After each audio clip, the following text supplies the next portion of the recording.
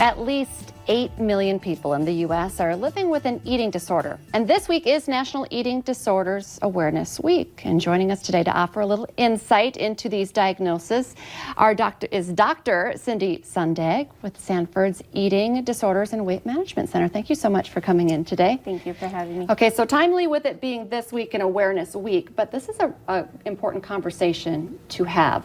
Let's talk just starting with what is an eating disorder?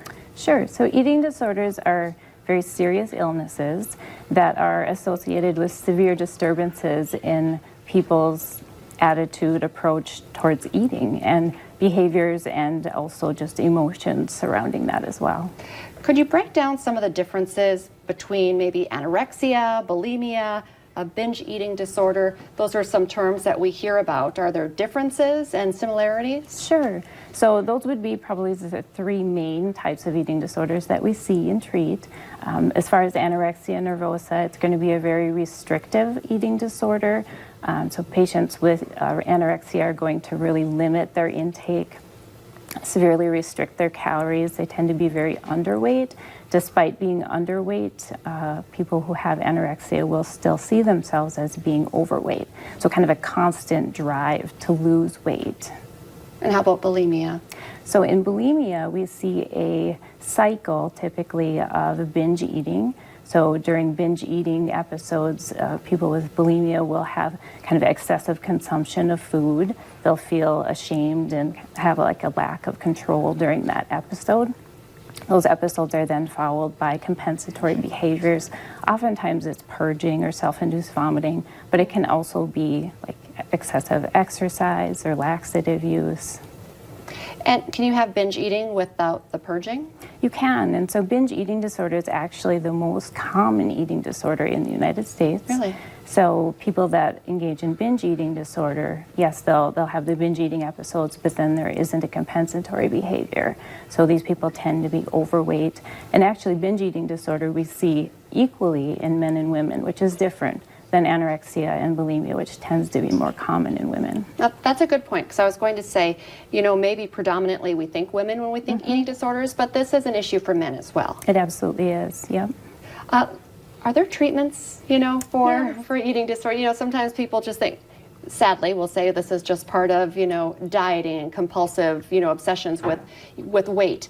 But this is actually something you should seek treatment for. Correct, right. And so they're very severe illnesses, but they're also very treatable illnesses. And so we take a multidisciplinary approach to treating eating disorders. It's not just the nutritional rehabilitation part, although that's obviously a very important part.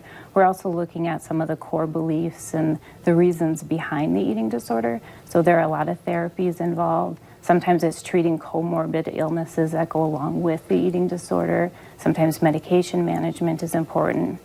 But a lot of times it tends to be kind of an individualized treatment as well. So no two eating disorders are the same. They'll have similarities, obviously, but they can be very different.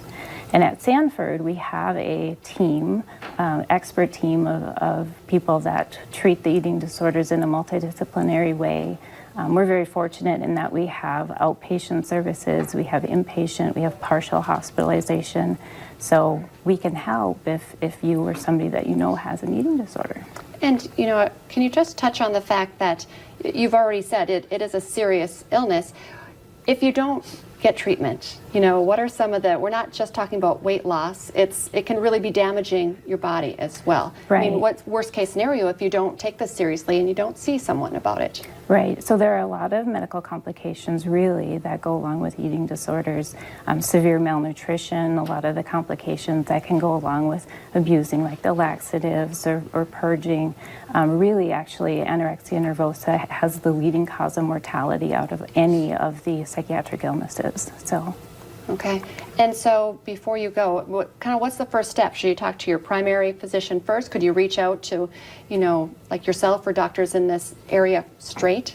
Absolutely. So going to your primary care first is a reasonable way to go, but we also have access right through Sanford. There's an eating disorder website, we have a phone number, so we can go right to us as well.